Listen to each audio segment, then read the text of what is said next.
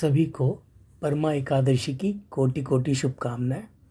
परमा एकादशी जो है 11 जून 2026 को रात में 12:57 AM यानी देर रात 12:57 AM से शुरू हो रही है और 11 जून 2026 को ही 10:36 PM पर ख़त्म होगी।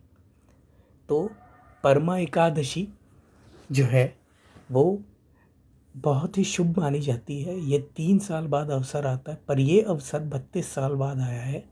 वही मैं बताऊंगा आपको क्यों। ये 3 साल बाद आने वाली एकादशी सभी धर्म यज्ञों, सभी तीर्थों के समान मानी गई है। आप सभी तीर्थों का दर्शन कर लें, सभी यज्ञों का जो फल मिलता है वो प्राप्त कर लें, उसके समान मानी गई है ये एकादशी व्रत। तो इस एकादशी व्रत में जो है सबसे ज़्यादा जिसको आपको ध्यान रखना है और पूजा करनी है वो सात्विक आहार रहना है। दिन भर सात्विक रहें, शांत रहें, क्रोध ना करें और सुबह उठ करके आप जो है अपना नित्य कर्म करने के बाद स्नान आदि करके भगवान विष्णु जी का ध्यान करें और उन्हें पीले वस्त्र पहनाएं, पीले फूल अर्पित करें, पीली मिठाई अर्पित करें, उनको गंगा जल आदि से स्नान करके तिलक लगाएं, चंदन लगाएं, पीला तिलक लगाएं, हल्दी समर्पित करें, अक्षत समर्पित करें और उसके बाद फिर ओम नमो भगवते वासुदेवाय या ओम नमो नारायणाय या पंचाक्षरी मंत्र ओम विष्णवे नमः मंत्र का जाप कर सकते हैं।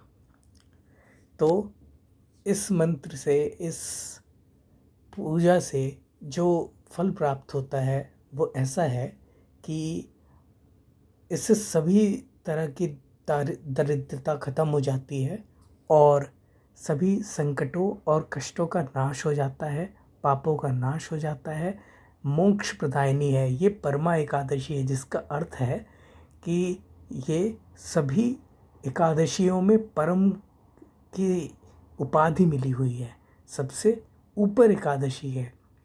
परम शब्द का अर्थ होता है सर्वोत्तम अथवा श्रेष्ठ।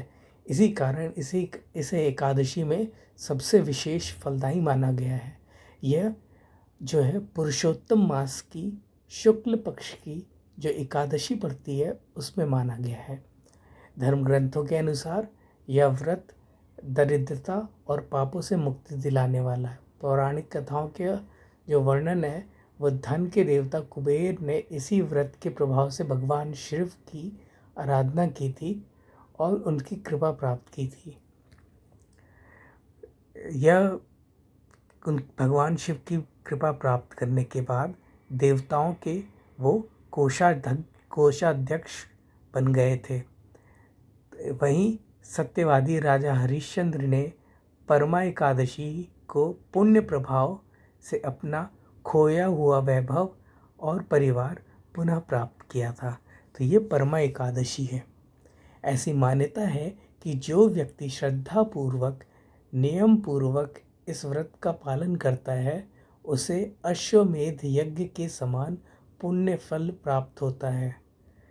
भगवान श्री कृष्ण ने अर्जुन से कहा था कि जो भक्त इस दिन भगवान विष्णु एवं माता लक्ष्मी की आराधना करता है उसे मृत्यु के पश्चात वैकुंठ धाम की प्राप्ति होती है। परमा एकादशी की जो पूजा है वो ब्रह्म मुहूर्त में स्नान आदि करके निवृत्त होकर के व्रत का संकल्प लेना चाहिए। इसके बाद घर में पूजा मंदिर में भगवान विष्णु और माता महालक्ष्मी की प्रतिमा को स्थापित करें। भगवान को पीले वस्त्र, धूप, दीप, चंदन, पंचामृत, फल अर्पित करें। श्रीहरि को पीले रंग की मिठाई का भोग लगाएं तथा उसमें तुलसी दल अवश्य रखें, क्योंकि तुलसी के बिना भगवान विष्णु कोई भोग स्वीकार नहीं करते। पूजा के पश्चात परमा एकादशी व्रत कथा श्रवण करें तथा विष्णु सहस्त्र नाम का पाठ करें। ओम नमो भगवते वासुदेवाय मंत्र का जाप करें या ओम नमो नारायणाय मंत्र का जाप करें।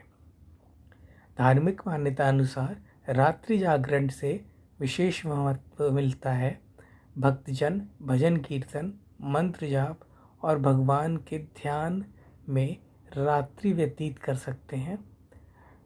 परमा एकादशी पर ब्राह्मणों, ज़रूरतमंदों अथवा दीनहीन असहाय लोगों को भोजन एवं दान दक्षिणा देकर व्रत का पालन किया जाता है। एकादशी पर दान का अधिक महत्व है। सनातन संस्कृति के अनुसार धर्म का प्रमुख आधार माना गया है दान। विशेष रूप से परमा एकादशी के दिन किया गया अक्षय पुण्य माना जाता है इस दिन का दान, और ये इस पुण्य का कभी नाश नहीं होता। धर्म ग्रंथों के अनुसार धर्म ग्रंथों में जो वर्णित है वो ज़रूरतमंदों की सहायता करने से भगवान विष्णु अत्यंत प्रसन्न होते हैं। स्कंद पुराण में दान का उल्लेख करते वक्त कहा गया है, न्यायोपर्जित वित्तस्य दशमांशेन धीमता कर्तव्य विनियोगश्च ईश्वर प्रीत्यर्थमेव च। अर्थात बुद्धिमान मनुष्य को ईमानदारी से अर्जित किए हुए धन का एक भाग यानी दशांश जो है वो भगवान ईश्वर को प्रसन्नतापूर्वक अर्पित करना चाहिए। जल कल्याण के कार्यों में अवश्य लगाना चाहिए।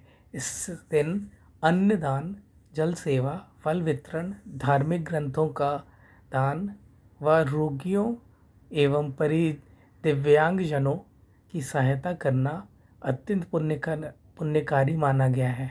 निस्वार्थ भाव से किया गया दान जीवन में सुख, शांति और समृद्धि लेकर आता है।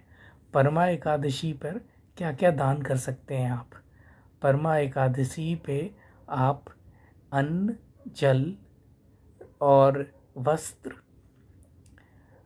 मिठाई और ज़रूरतमंदों को की सेवा जो भी हो सके उसे कर देनी चाहिए।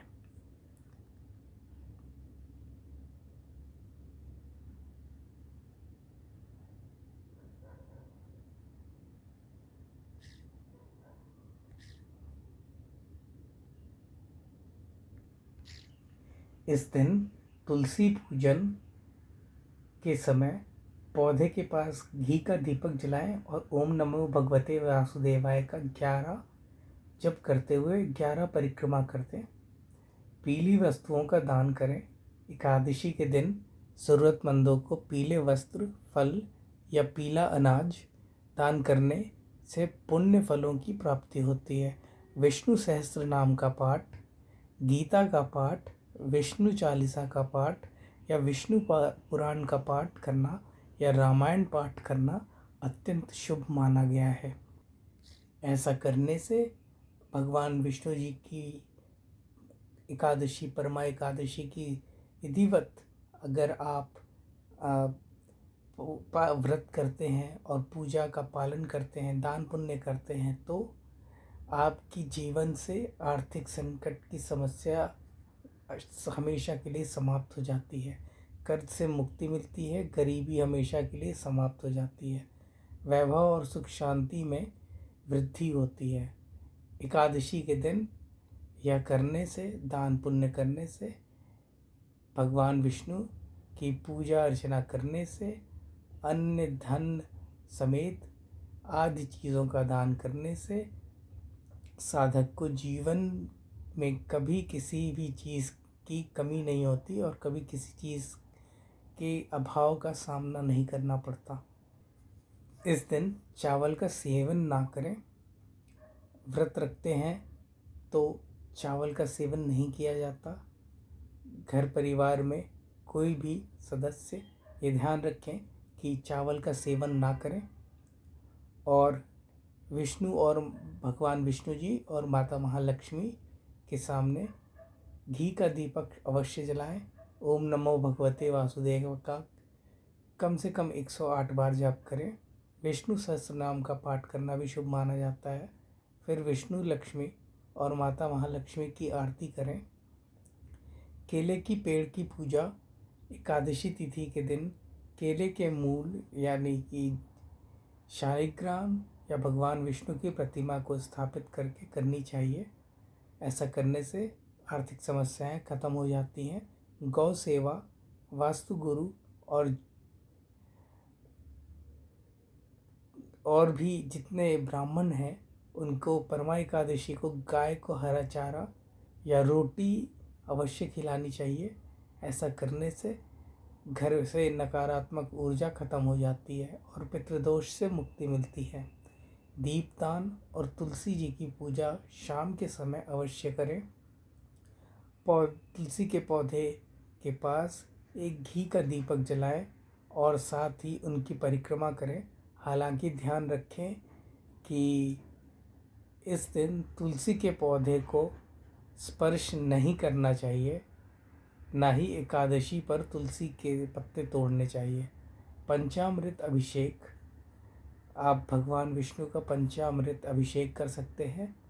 दूध, दही, शहद, घी और शक्कर से बने अभिषेक करना चाहिए और ऐसा करने से अत्यंत शुभ और फलदायी होता है। दान करने के लिए परमा एकादशी पर किसी ज़रूरतमंद या गरीब व्यक्ति को सामर्थ्य अनुसार पीले कपड़े, पीले फल, पीले अनाज का दान करना चाहिए।